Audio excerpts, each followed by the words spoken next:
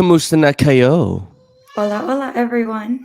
What's good, everybody? My name is Nico Blitz, And I'm Jackie Ramirez. and this is the Mexipino Podcast, episode 38, the spooky, scary Halloween edition of the Mexipino Podcast. Yes, I'm so excited, but also scared out of my mind.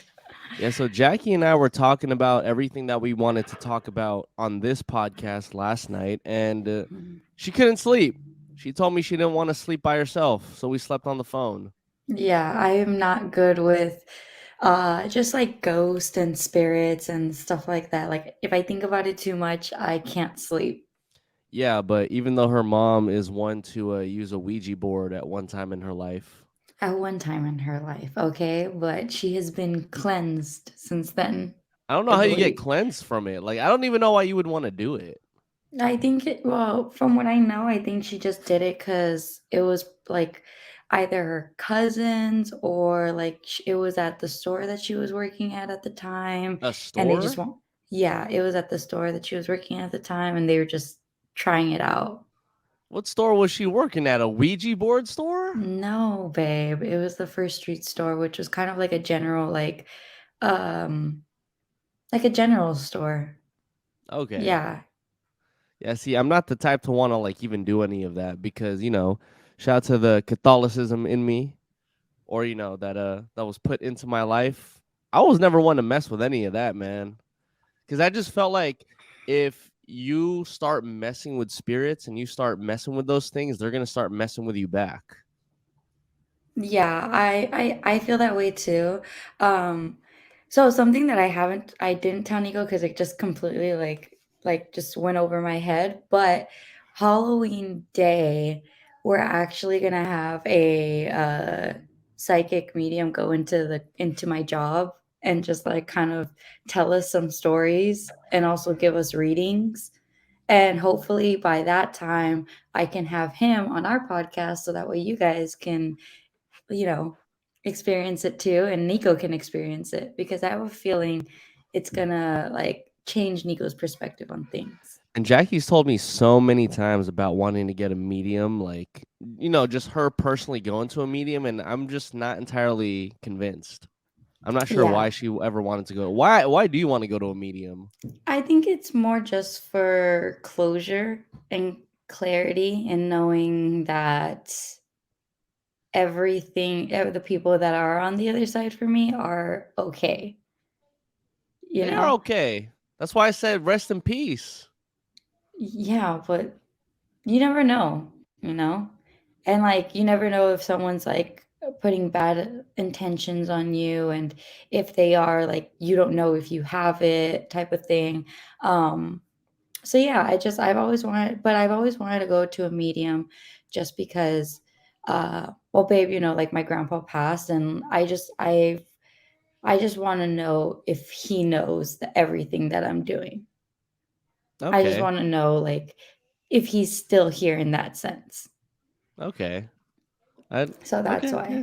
I'm not gonna knock it, but that's far off from everything that we were gonna talk about today. Today we were gonna talk about Filipino and Mexican mythology slash folklore creatures.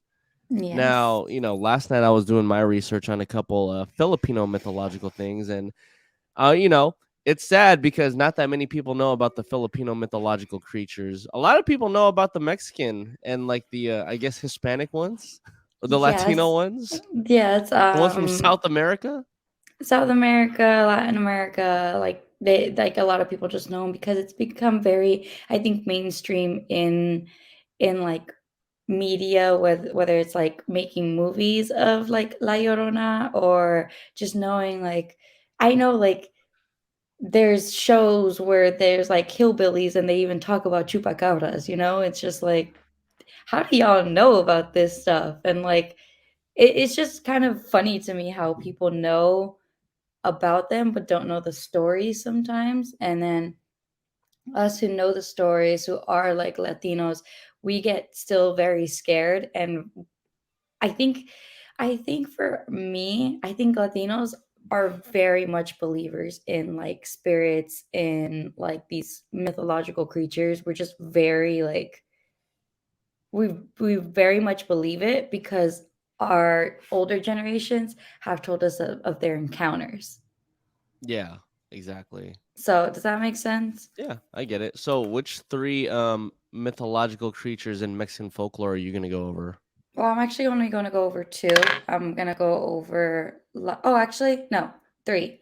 Uh, Look at the I'm going to, notes. There's notes. I am. Anyway, I'm going to talk about La Llorona, Chamuco, and the Chupacabra. So, yeah, those are the three that I'm going to go over. And yeah, the first one, I just go over them, Yeah, babe? just go. Okay, I thought we were going to go back and forth, but Oh, okay. yeah, we can go back and forth. I don't mind. Okay, so the first one, so we were talking to our parents last night about like if they've had any encounters with, these types of Mexican folklores, and my dad immediately said like, "Oh, well, your grandma had an experience with La Llorona," and I was like, "I'm sorry, excuse me, what?" And La Llorona, if you guys don't know, is the weeping woman. She is known to go after kids because she drowned her own. She drowned her own Jesus. in a river, and she's known to hang out by bodies of water, just crying and crying, looking for her kids. And she did that because in the story, there's several different versions of the story, but the story that I know, La Llorona drowned her kids because her husband was leaving her. And either they were her kids or they like were his kids. From like a different marriage or a different woman, but she didn't want the kids being taken away from her and raised by another woman. So she drowned them. Mm, that's kind of dark. I mean, that's really dark. That's super dark. And so she is known to I like I mean, I said, guess it to must have hunt been her. people. I guess it must have been like her own kids then, because if it was his kids, then I it mean, wouldn't matter. If, you no, can but then grow it an wouldn't matter if. attachment, No, but then like okay, but but to then that's get back super at him, no, but then that's super selfish because it's like if it's his kids and he wanted to leave and yeah, be but with what if another she didn't woman, want him to leave? What if she that's what I'm didn't? no, but But that's what I'm she's saying. It's crazy. We super don't know. selfish. We don't That's what I'm know. saying. But no, but that's what I'm saying. It's super selfish if she's like, I'm gonna drown your kids because I don't want you to leave But and yeah, raise I your mean, kids with someone else. That's why it must have been her kids. I think it was his, but I don't know. There's different origins of the story, but that's the version that I know. Um, so yeah, she's known to just like hang out through bodies of water late at night when people are alone. You can hear her cries, you can hear her screams, and she's like just searching for her kids. So my dad, we actually have audio of my dad telling this story, and it involves, like La Llorona, and we'll play it right now, I guess. When my mom was a little girl, she was probably like 12 years old or something like that. She's the oldest of all her siblings. So she was the one that was tasked to take care of all of them. She told me that one day she had to go get something because one of her siblings was sick. And in the little town she's from, had no street lights at the time. So she would have to go on her way home. She would have to pass through the church and a cemetery close by. So she said that as she was walking through the cemetery, passing the church, she heard like somebody was dragging chains. And so she heard them that they were behind her, like somebody was dragging chains and walking behind her.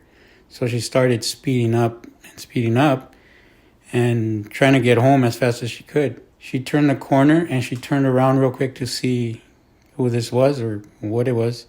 And there was nobody there. But she clearly heard the chains like they were following her. Okay, so something that people might try and tell me with that story is that there's chains. There's different versions of people's encounters with La Llorona. I mean, you can hear her crying, you can hear her dragging chains, you can hear her like just being there, Um, so it's I feel like, and where my grandma grew up in Mexico is Puebla, which is a very like small town, and it's very like dirt roads. There's not really like, any street lights. There's not anything like that. Just kind of like how my dad was saying in the story. And she was raised like that. So a lot of people had a lot of encounters over there in Puebla. Really? So Mhm. does the story go back to Puebla? Like, Because that's where oh, my grandma's sheesh. from. Yeah. So that was Oh my hell no! I that ain't was my going near grand no lakes. that was my grandma's lakes, rivers, any body of water really. Yeah, and it's more than often late at night.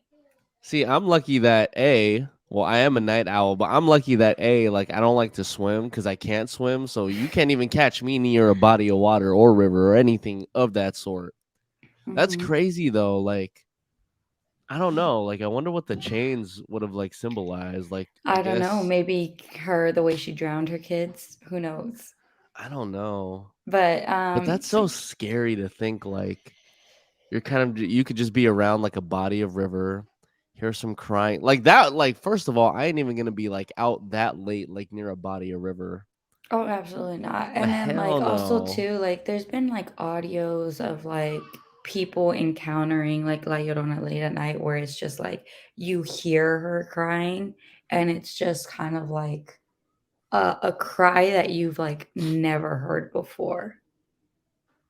And Yeah, then it's also known that like while she's crying, she's saying mis niños, like my children, my children. oh my god. Yeah. Yeah, see, my only encounter with La Llorona was the actual movie. And I Oh think God. like no, I no, and haven't I even think seen that. yeah, and Jackie didn't even know this movie existed, but this ghost was terrorizing white people like in the middle of the United States. Okay, that's definitely not like again, mainstream media. That's the only Okay, reason why I knew about this. yeah, and so then, that's La Llorona, and then the second story I have about my other grandma, actually, which is my maternal grandmother. She encountered chamuco, which is what my mom told me. It is a nice way of saying the devil. So How first of all, how is there a nice way of saying the devil? well, because I think from what I read and when I looked it up, like chamuco, it's more of like, oh, you're acting like devilish, you know? You're Oh, acting okay, like, okay. yeah. So Got you, got you. that's what I understand of it. But chamuco is also referring to the devil. Um, so this is my maternal grandmother's encounter with that. We're gonna play the audio right now. My grandma didn't let your grandma go out, right, when she was a Mhm. teenager. So then she got really mad at her because she wasn't listening to her. So then my grandma tells Grandma Chayo, Mhm. if you go out, the devil's gonna take you. So then it was late, and like I'm saying late, like maybe 8:30, and it was dark p.m. Uh-huh. So grandma went against my grandma's decision. So she left the house to go to a party with her friend.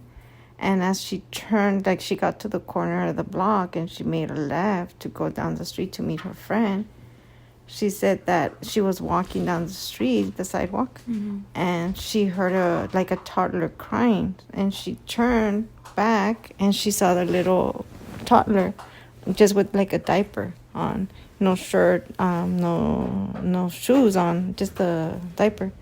And she was like, that's weird. There's a little toddler out here at night and nobody's with him. And then she kept walking, but she kind of felt scared when she heard that. So then she kept walking and she said she felt someone behind her again. And she turned and it was a humongous black dog with red eyes. And she got scared. So instead of meeting her friend, she went around the block, came back to her house, and she was asking for forgiveness, and she was crying because she was scared because she thought it was the devil. All right, so I have two things about this story. Okay. One, it definitely reminds me of Waterboy because Waterboy. yeah, Waterboy because Adam Sandler's mom in the movie kept on referring to everything as the devil. I'm It's sick. like foosball's the devil. I'm done with you. That girl Vicky Valancourt's the devil. So that's number one. Secondly, if she saw like a dog with like, like red eyes or whatever, which kind of leads into the, the last mythological creature that you were going to bring up, like, wouldn't that kind of also be like Chupacabra? Yes, but also no, because the way I guess my grandma described it was just kind of like she knew that it was the devil. Like she knew that it was an evil thing that she needed to get away from. So What she the like heck? ran back home, obviously asked for her mom for forgiveness, saying like I'm so sorry, I'm so sorry. And yeah, it's kind of crazy. I mean, I've, knock on wood, never had that experience. But it's just really crazy to me how a lot of our older generations have encountered stuff like this. For real. And yeah, and you know what's really funny is that they're the most religious like generation. Yeah, that's what I'm saying. The more you detach yourself from like all the religious stuff, I feel like the less it happens. Oh, absolutely. Absolutely. But I that think goes that back too. to my point. The less you mess with all the spiritual stuff, the less it messes with you. That's big facts. So I'm I saying, like but like I like legit like if I ever like if I watch like a scary movie or if I talk about these things, I have to do like the sign of the cross at one point just because I feel like it's a safety net. see, when I do the sign of the cross is when I'm shooting a basketball and I make it in the hoop. You feel me? Oh gosh. Oh god. Okay, really quickly, off tangent. I've always struggled with like how the way the sign of the cross was supposed to go. So I always like, I know you're supposed to end here, and I always told myself, okay, if your hand feels awkward, that's the way you're supposed to end. Oh, really? Yeah, like because it's supposed to go this way. Oh, yeah, Did yeah, you yeah, yeah. just did you just point up as if Yeah, I like just you pointed scored a up. basket? I'm What? What's wrong sick. with just pointing up? That's something that you It's do like if you're shout in out sports. God. That's something you do you're in sports, babe. Life Jesus, is a sport. not if you're doing a podcast like What? First of all, shout out to Steph Curry for doing that. I'm gonna get a little okay, Bay Steph Area. Curry What? is not the only Yes, person to he literally is. He was the first basketball player I've ever seen to do that because he is open about his faith. Oh, basketball player. I don't know about that. I thought you were gonna say the first player to ever do that, like as far as like He sports. I was might like, have. are He might you're have. that is literally such a stretch. I cannot believe you're even saying that. You've never watched baseball in your entire life because literally every Dominican, every Mexican, every Latino baseball player has done that since the beginning of fucking time. Well, geez. That's So also a lie don't, because so baseball don't, wasn't around since so the beginning don't, of time. so don't, so don't. Don't claim that Steph Curry, oh my God, he's the first play ever athlete to do that, blah, blah, blah. No, he's not. He Okay? might He's be. not. No, he's not. There was people before him, and there was people before him in baseball. And I'm telling you right now that the Bay, just because it's a Bay Area Golden State Warriors, okay, it's not. He's not the first person to do that, and he's not the last. You're pissing me off because you like to claim everything, and that's not it. That's something that you cannot claim, okay? Shout out to the Bay for being Bay-ish. Anyway, while Jackie's over there fixing her mic, I'm fine. let's talk about La Chupacabra. Okay, so the chupacabra, it's more of like a creature than it is. Oh my gosh, I just realized I put on my shirt backwards. Jesus Christ. Okay, I was like, what's Anyways, bothering me?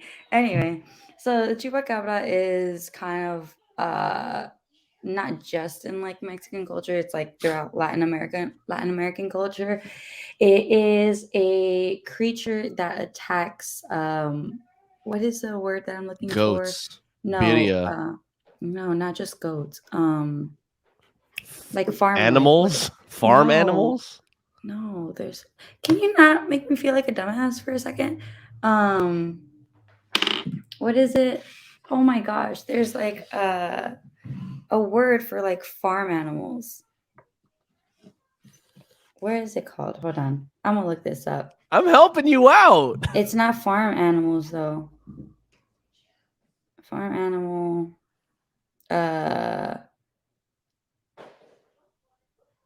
Words.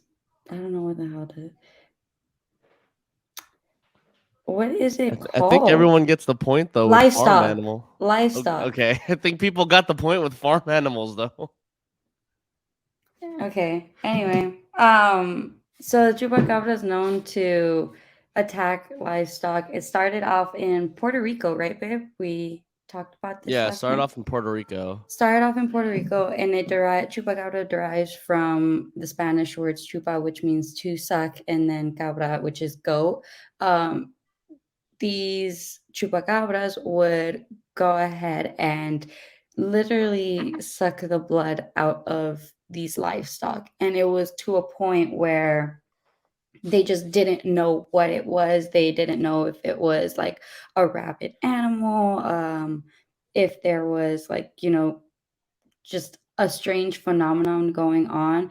But it wasn't until it came into Mexico where there was literally hundreds of livestock that were just being dead overnight, and their organs were still there. They weren't cut. They weren't like chewed up or anything. It was just the smallest bites on their chest, and their blood was drained. That's so weird. It's It's like a super weird. vampirical dog, damn near. Exactly. And there's different like variations of like what a chupacabra is supposed to look like. But the more like common ones are, it just looks like a rabid dog, but with like hundreds of rows of teeth. Um, and that they're supposed to have like wings. They're supposed to have long tails, and their paws are essentially like just claws, and they just kind of like they just look very skinny and frail, and they almost look like a street dog, if I'm being honest.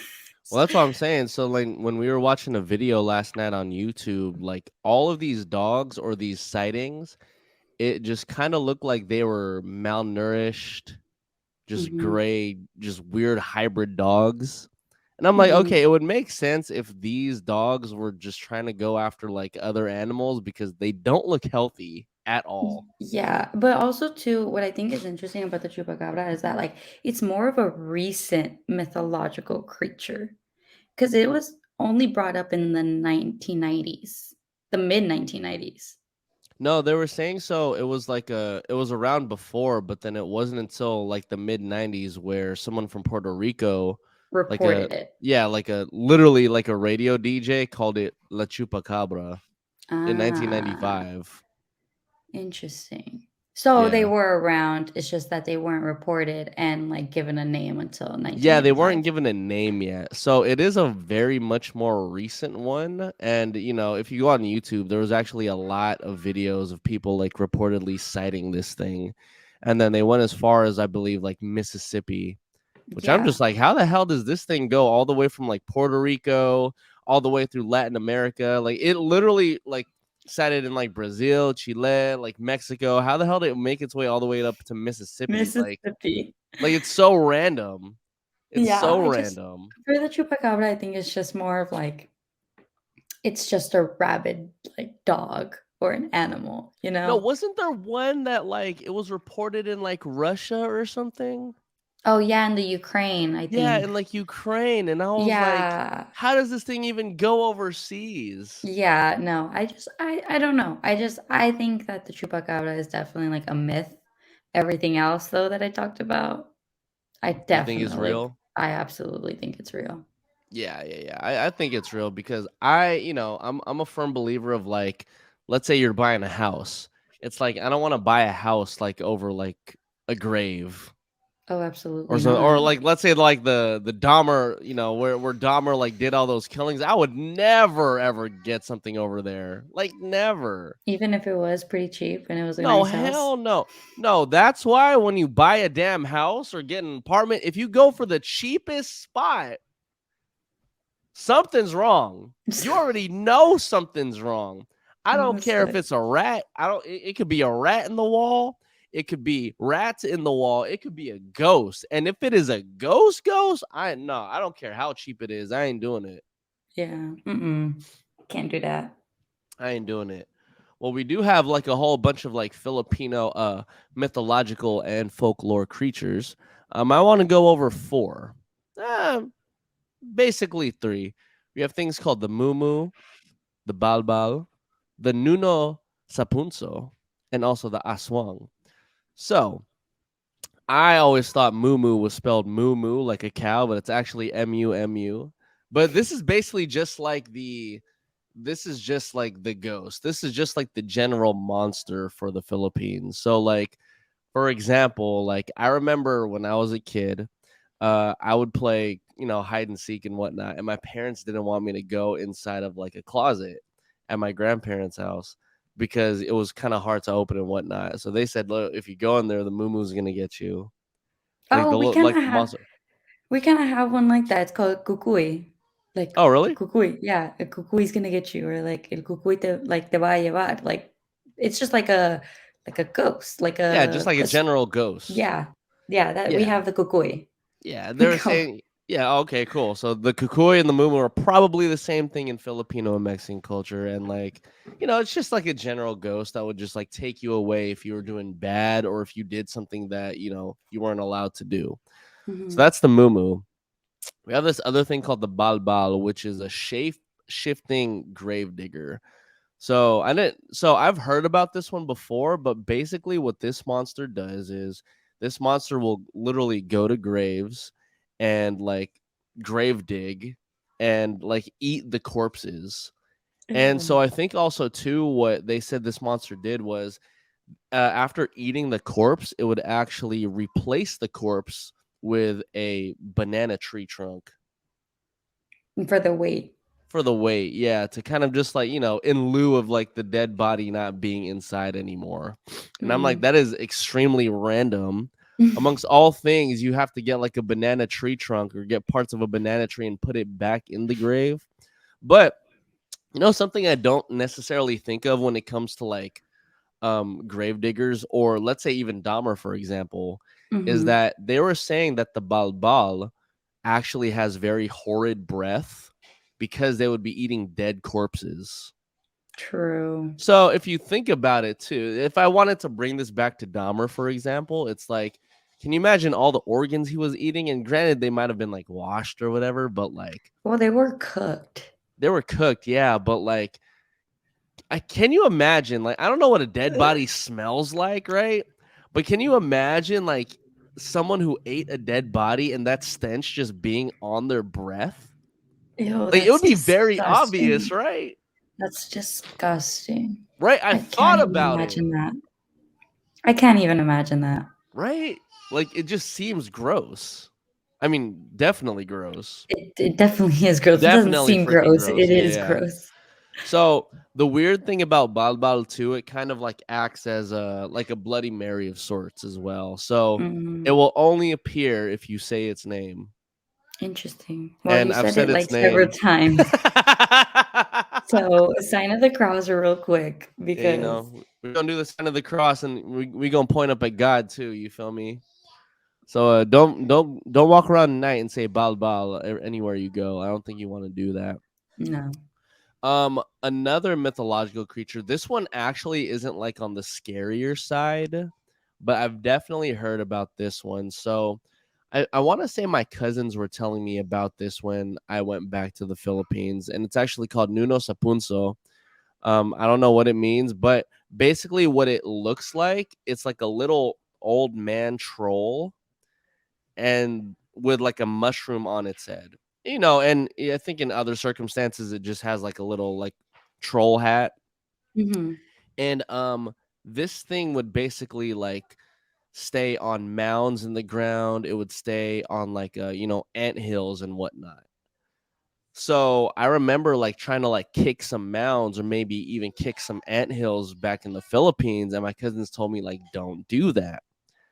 And so because if you do that, if you do step on a Nuno Sapunso, what would happen is you basically get bad luck. You have a chance of getting good luck, But more than likely, But bad more luck. than likely, you're gonna get bad luck. If I were to put a percentage, you're probably getting like 99%. You're gonna get some bad luck, unless you just found the Nuno Sapunto on a very good day. And so I don't what? think you'll ever find Yeah, them on I a good day. don't. Well, just imagine you're like this little troll thing, and then some giant is just like stepping on your home. Like, I'd be hella mad. Yeah, for sure. I'd be so mad. But basically, what they were saying in regards to this folklore is that Jesus if you Christ. what Oh my socks, God, Socks snored right now and it scared the crap out I'm of me. hella dead. Shout out to socks. I But jumped. I think you can, if you play this back, I think no, you'll be I able heard to it. see me. I heard it. Yeah, but I don't think you were looking at me, so I don't think you were able to see that I went like that. I'm hella dead. Oh So my if you God. do step on this Nuno Sapunso, there's like two things that I feel like fellas like you would very much like be in shock for. One, you could get swollen genitals, and Ew. two, you could also urinate black liquid. Ew. That just sounds like it hurts. It's gross. It's gross and sounds like it's just painful. Well, yeah, I mean it's like swollen genitals. That's like another. That's a whole new definition for beat your meat. Maybe y'all just need to go to a doctor if that's the case. Yeah, I'm all right off of that. I will gladly stay away from these things. But I guess in order to like pass up these mounds, like Mm-hmm. if you hypothetically saw these things, you have to say tabi tabi po, which literally translates to please let me pass. So you can pass their mound without, getting cursed or whatever. Mm-hmm. Now, For those who thinks that crying is like La Llorona in the background, it's not. It's Nico's nephew. yeah, tabi tabi po. Tabi tabi po. Okay. But if you want to be fucked up, this is how you could this is how you kind of be fucked up. And this was like a very weird thing. So I guess the Nuno Sapunso is attracted to large female mammals. Mammals or just Mammals. humans? No, mammals. Mammals. Oh. So like what you could do to attract them, and this is what the video said, but you could use that people use fat women to attract them. Oh my God. It literally said they got like fat women to attract them over. Because another way you can get rid of your curses is to squeeze their head. Oh. So let's say you're hypothetically cursed. And you want to get rid of it. The way you want to get rid of your curse. You get a fat girl. You put her like, near the mound. They come out and then you squeeze their head. That's so weird and random. It's random, but that's what it said. So I'm going with it. Oh my God. That's so weird. And so weird. And the last one I want to go over. I'm sure a lot of Filipinos definitely know about this one. And if you come across a Filipino, they definitely know about this. This one's called the Aswang. Aswang. Aswang, I believe, is also just like a general name for like a shapeshifter. Okay. So I believe I've heard of Aswang before. You have a shirt that has like an Aswang on it. Yes, and this is like the most revered like monster from the Philippines. So basically it's kind of hard to see the Aswang because unlike vampires, it can walk around like during the day and during night. But during the day, it actually transforms into a beautiful woman. So imagine you're a guy or, you're a girl just in whatever, right? In this particular case, right? Imagine you're a guy and you see a beautiful woman and this woman's just like, like on you and whatnot. What will happen is by the time it's at night, the Aswang will transform to its true form and just like kill you that way. Oh my God. Yeah. Like suck your blood, do all that stuff. It's kind of like a vampire. It's like a shape-shifting vampire equivalent type thing. Ah, okay. Yeah. So because also the way you can get rid of it is through garlic and for some odd reason stingray tails. So R.I.P. Steve Irwin.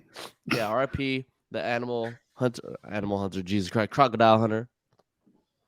Yeah, put some respect on Steve Irwin's name, babe. Steve fucking Irwin, bruv. He was Australian, not British. But so my thing was, if you got the stingray tail, like, can you imagine the trials and tribulations the Filipinos had to go through to figure out that you had to get a stingray tail specifically to kill off these aswang? It makes sense though. How? A stingray. It's just like, what's a poisonous thing you can think of? A stingray tail. Yeah, but like to go from garlic to a stingray tail, Who knows? it's so random. It's who knows. These are all again mythological creatures, and so yeah, But who knows? I do have a theory about the aswang though, because the first time of its written recordings or record was during the 16th century when the Spaniards came through, right? Mm-hmm. And the Spaniards were the ones who were saying that the Filipinos feared the aswang the most out of like all the creatures. And so I'm over here thinking like, what are the chances that Spanish people kind of made up the aswang, right? Mm-hmm. And they had stingray tail whips, which in turn would be poisonous, right? Let's say there's like just some Filipino going crazy that, the Spaniards couldn't control at the time. And they convinced like a whole village to be like, this is an aswang. Kind of like the Salem witch trials. Yeah. I also have this theory where, like, going off of yours, I also have this theory where since we both were taken over by Spaniards and, like, these mythological creatures were brought up and, like, just these random things that were like popped up in our folklores and everything like that. What if they were the Spaniards? Like, we're so scared of these people that are invading our land that we view them as monsters. I wouldn't say no to that. Like, you wouldn't be too far off from that because, let's say you're a Filipino or like a Mexican, like during the time when the Spaniards like took over, and you're just a parent and you're just like, don't go there. Like, don't go outside because like the moo could take you, or what did you call it again? Kukui. The kukui could take you, which they could have just referred to as like the Spaniards. Yeah, I mean that's really what I think sometimes about like certain like myths and folk tales and everything like that it could have just been the Spaniards. Yeah, because all this information is so old.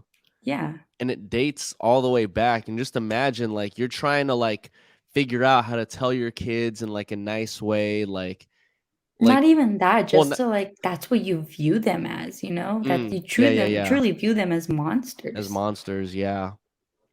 Yeah. I wouldn't say you're too far off. I really wouldn't say you're too far off. Because too, like, well, another thing that I also wanted to bring up too was that in the Philippines, specifically in Roxas City, which is the capital for the Aswangs, it is the home of where the Aswangs were found. There's actually a festival. It's an Aswang festival that's been going on since 2004. Since 2004? Yes. That's pretty recent. It's very recent. Yeah. Like not even 20 years. They're celebrating a creature, which is insane, right? It's kind of weird. So, based off what I was reading, they were saying that instead, because it is the home of the Aswang per se, like they don't want people to fear the city. They don't want people to like, they don't want people to like prevent themselves from like going in because what is that? Like lack of economy, right? Like no money, no currency is coming in. So they make the festival to celebrate it and to whatever the antithesis of demonize it. They want to glorify it. So I was seeing videos and I was seeing photos. They want to normalize it. I think that's the word. Yeah, they want to normalize it. But I was seeing videos and photos and like people's depiction of the Aswang is just always like it's always out there. Like I seen this one kid like dressed in all black. He had like black paint everywhere, and he had like wings on him and whatnot. Other Mm-hmm. people had like fangs. Other people were like dressing up as like, women during the day and whatnot. Like, it's a weird type of like celebration, but I'd be kind of interested in going just to see what it's about. Oh heck no, I can't do that. They actually do it like around every Halloween. I can't do that. Nope. Yeah. Nope.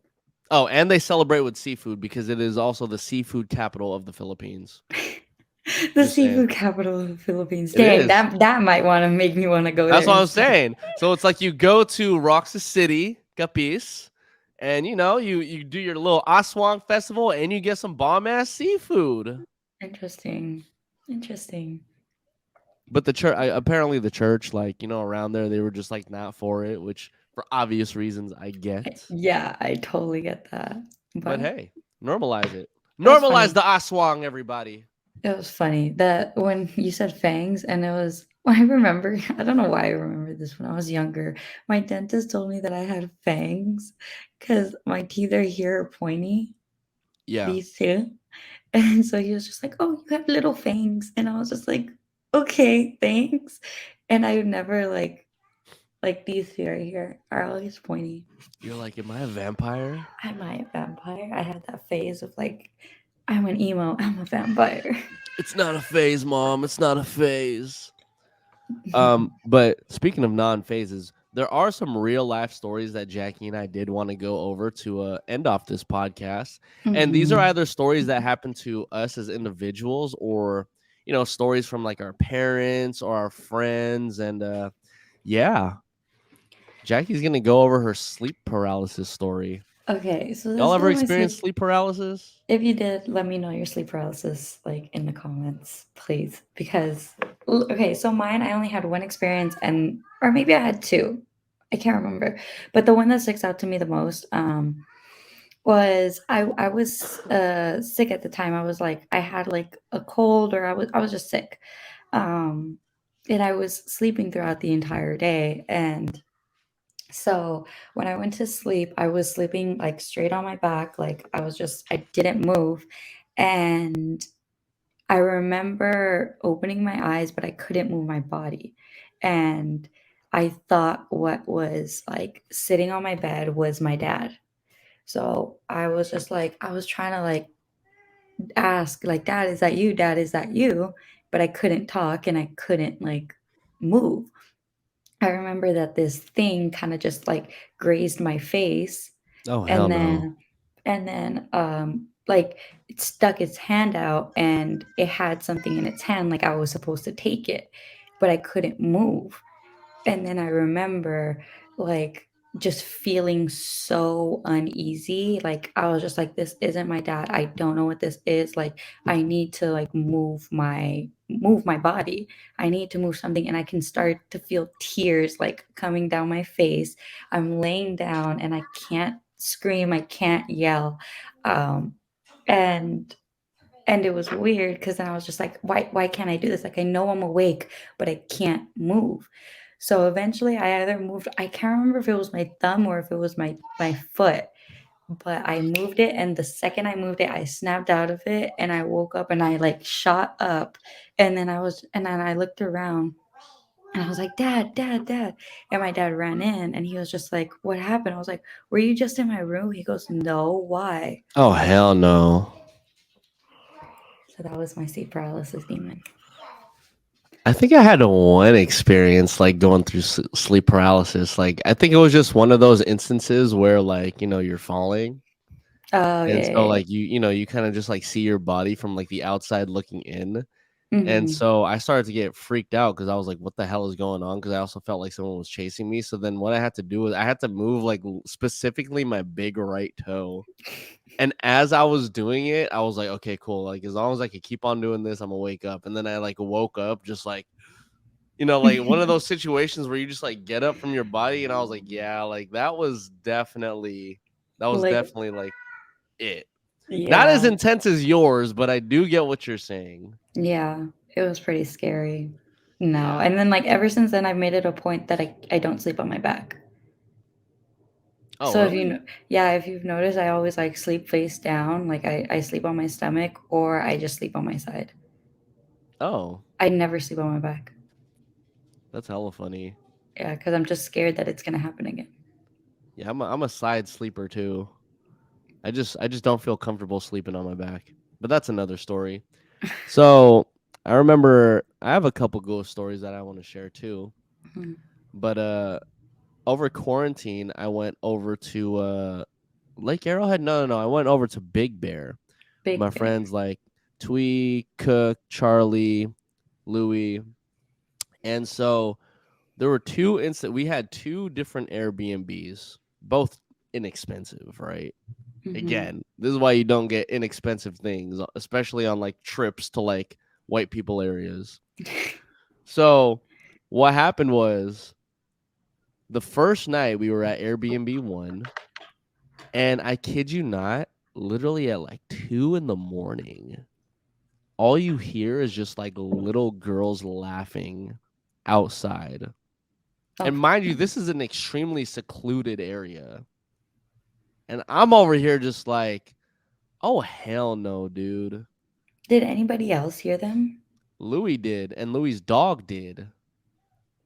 And then I woke up, I was just like, did y'all hear that last night?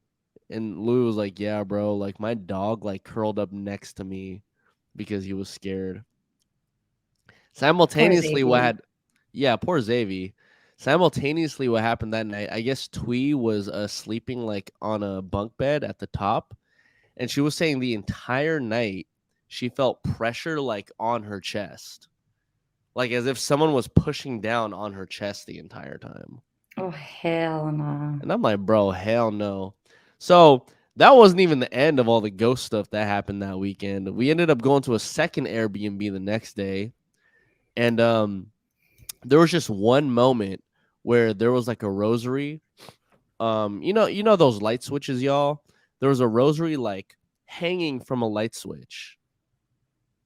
And I guess what had happened was the rosary had like fell because the light switch had like fell, or the light switch had just like went down by itself, and the lights had like turned on.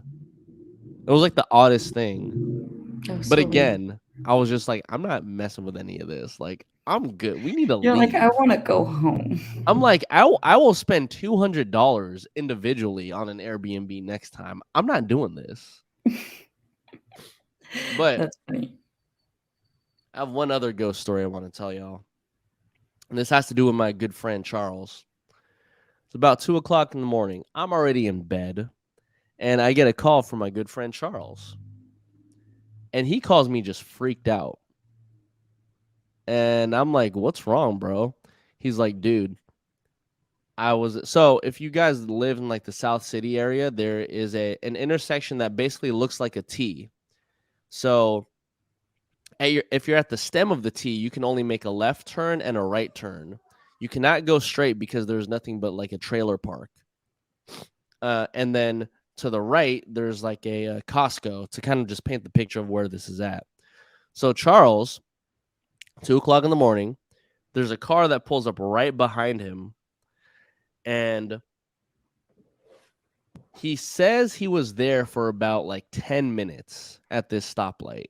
Like, he counted, like, we're here for 10 minutes, and there's just one car behind him with the light on. As soon as he made a left turn, he's looking in the rearview mirror, the car just disappears. Oh hell no. And then the radio turns on. He literally said the radio turned on and it was static. And I was like, that is so weird, bro. You good? And he was like, yeah, I'm good. Maybe he was like in some like time So, warp type of thing. so he actually looked it up. And basically what had happened at that intersection was that there was a woman and her girl in a car, and they basically got in a car accident and died at that same intersection. Oh heck no. I just got chills down my back. No, I can't do Yeah. that. Yeah. Crazy. Oh Crazy, crazy, no. crazy. Hell no. I am cool off that. Yeah. We have a couple more ghost stories though. And Um So I have one from my mom and one from my grandma on my dad's side, and then Jackie has one that actually pertains to her, and then one very creepy one from her dad. Yes. So, I can talk about mine first. So this one involves like my whole family when we went to Mexico. I don't remember this. Um, I remember my uncle's house, the one that we were staying at in the story, and this is my dad telling this story. You can probably hear my mom in the background, but this to paint the picture, we were in Mexico with it was me, my parents, and my brother, and my grandparents and my aunt, and we were staying at my uncle's house, and this is the story.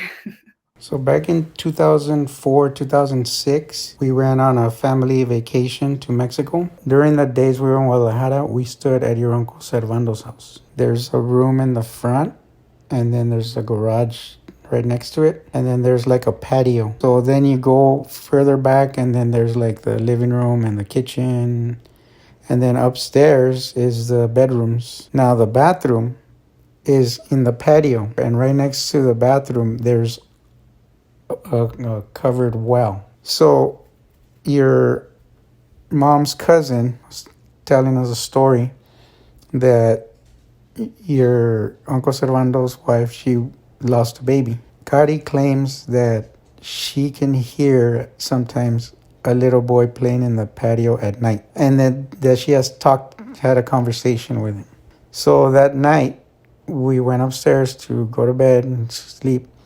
Now, remember I told you about the bathroom being downstairs and in the patio. You have to go down these stairs to go to the bathroom, and you're basically outside because it's not covered. Your mom had to go to the restroom. We're walking down the stairs, and we clearly heard a bouncing ball like 2 or 3 times. We were halfway down the stairs, and we immediately turned back, and we went into a room and did not come out till the next morning. Yeah, I'm never visiting my uncle's house ever. And it was funny because I think actually this past like trip, my parents wanted, or my uncle wanted my parents and my grandma to stay at his house, and then they said nope. Yeah, They're hell like, no. no, we're never going in there again. See, this is also why you don't go pee at like 2 o'clock in the morning. This is why before I go to bed, I take a piss, I do all that. I literally hold it until the morning. Oh hell no, you're crazy. I can't. You're I crazy. don't like to go out of my room. Hell no. And then this next story is a very creepy story. My dad has told it several times to all of us. My dad was born here in the US, and then at age like 13, 14, my grandma sent him to Mexico for whatever reason to boarding school. And it was a religious school. And this is my dad's story with that. So I was about 15 years old. I was sent to a boarding school in Mexico to do my high school years. So it was the first year of high school, and we were dorming. That year, my cousin went with me because we didn't really know anybody. We had no friends. But there was this one guy that he didn't really know anybody. It was his first year there. As a practical joke, sometimes people would do is they would loosen the boards on the bunk beds. And so when you would lay down, you would fall. So somebody did that to him. It wasn't any of us in the room. It was somebody else. So when he went to go lay down after school or something, he fell all the way down to the bottom. And it was probably a good 10 feet. He hurt his ribs. So he ended up going to the hospital he stayed there for a few days. And when he came back to our dorm, to his room. And one day out of nowhere, he just started kind of freaking out and like saying things, like just saying stuff that didn't make any sense and yelling and everything. So we all kind of got freaked out about it, and we went to go tell the dean, the guy that was in charge. And so he talked to him the next day and everything, and he kept on doing it for a couple of nights to a point where they moved him to another room. I don't know, maybe like a week after, we heard this yelling. It was around 11 o'clock at night. I still remember because lights out was at 10. And when it was lights out, they shut all the power out to all the rooms. We heard this yelling and we didn't know where it was coming from. So everybody in all the rooms started coming out, looking out their doors. And finally somebody said that it was this kid. His name was Ivan. So he said, it's Ivan, it's Ivan. So everybody rushed down to his room. His roommates, that room only had 4 kids to a room. They ran out scared and crying almost. And so everybody freaked out and they went to call the dean. The dean came out. He went to his room, tried to calm him down. It got so bad that the boarding school that I was at, it was like a Christian school. So they called the pastor, the priest, and he came out with somebody else, with like a deacon or somebody. And they went into his room. And when they got into his room, I heard it. I just couldn't tell you if that's true, but they said he started speaking in tongues, like saying stuff that basically what they determined is that he was possessed. And they tried praying for him, over him, and he just was not like having it. He was just speaking. They say he was speaking in tongues. I couldn't tell you if that's true or not. All I know is I heard him making sounds that I've never heard before. He ended up getting expelled from the school because they just couldn't contain him. They couldn't control him. That story truly terrifies me every time my dad tells it. Yeah, I feel like that dude was legitimately possessed. I think so. Like, for my dad to be like, I still get scared, and my dad is like older already. I'm just like, I know when my dad's like exaggerating things and when he's not exaggerating things, but when he says, like, you can hear in my dad's voice, he's like, I never heard like the sounds that I heard that day. But this is what I'm saying. When you mess with like the Catholic schools, You went to Catholic school. Yeah, but that's what I'm saying. You go into these spots. You know what I mean? You gonna fuck around, you gonna find out. The more you fuck around, the more you're gonna find out. I'm glad your dad's okay though. I mean, like, I Yeah, my hope that dad- that kid, or your dad's classmate or whatever is like, I hope he's all right. Like, that's nuts. I don't know. My dad, I think, only stayed there for a few years. So Yeah. Well, on a lighter note, my mom ended up seeing her grandma. So my great grandma. This would be my grandma,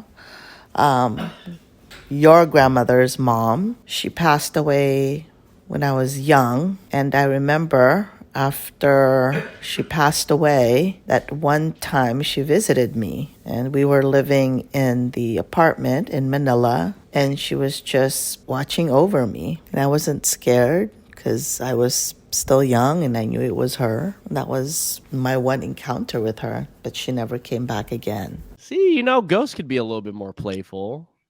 yeah, just checking up. I feel like when it's like safe, Yeah. Like you definitely know when it's safe and you encounter spirits or ghosts like that. I think that's the type of encounter that you personally want with, your medium situation. Yeah. Just something more chill, just like, hey, I'm here. Yeah, like, hi, how are you? I miss you type of thing. Hey, I'm here. All I Miss know is you. if I seen the ghost, I'd be like, bro, like, I don't know if it's the shrooms hitting or what, but like, this is crazy. I'm sick. But so one last story I want to go over. When my grandma, my Lola Mila on my dad's side came over, she was talking about this ghost.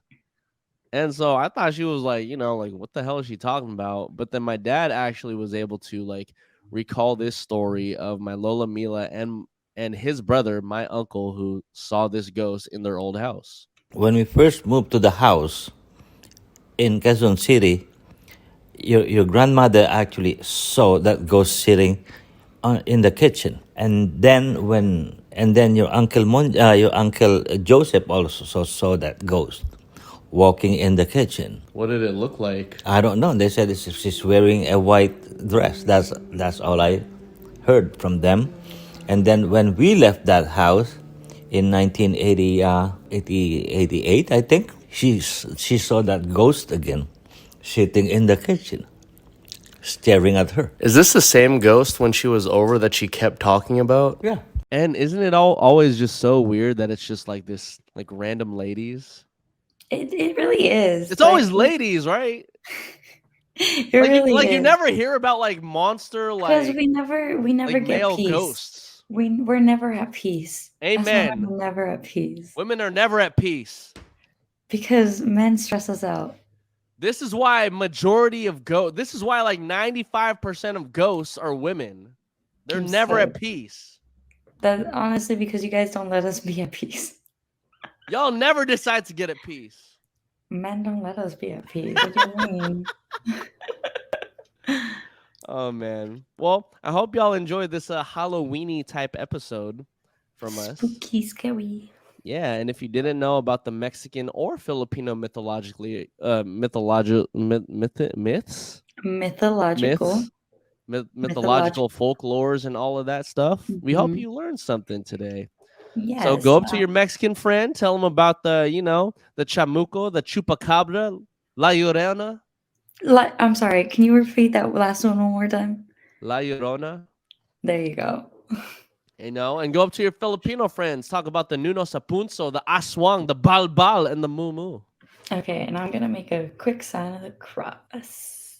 Yeah, shout out God. And by the time you're done listening to this podcast, I want you to pray 10 Hail Marys and 1 Our Father. My mic is messing up. Okay, there it is. Okay, yeah. Well, Yeah. And the next episode, guys, we're going to be talking about Day of the Dead, Dia de los Muertos, and I'm so excited.